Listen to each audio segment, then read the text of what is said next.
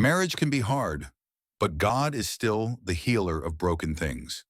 This powerful prayer is for couples in difficult seasons, those fighting for love, unity, and restoration.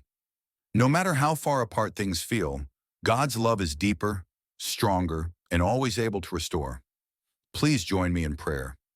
Dear God, we bring before you every weary heart, every struggling couple, and every home under pressure.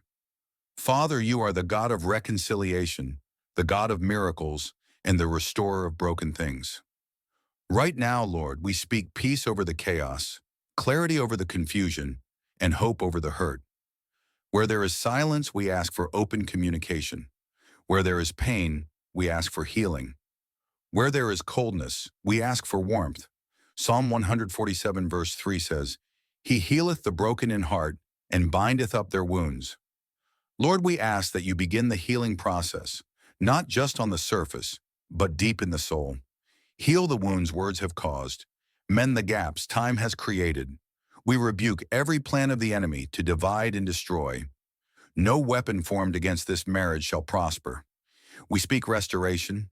We speak forgiveness. We speak a new beginning. Isaiah 43 verse 19 says, Behold, I will do a new thing.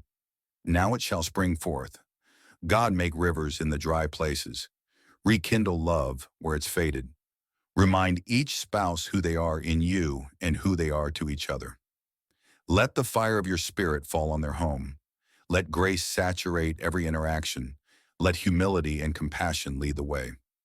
Mark 10 verse 9 says, What therefore God hath joined together, let not man put asunder. We stand in faith believing that this marriage is not over. It is not beyond your reach. Father, breathe new life into it. In the mighty name of Jesus, amen. Thank you so much for watching and joining us in prayer today. If this video blessed you, don't forget to like, comment, and subscribe for more. May God continue to cover you in his love and peace. See you in the next one.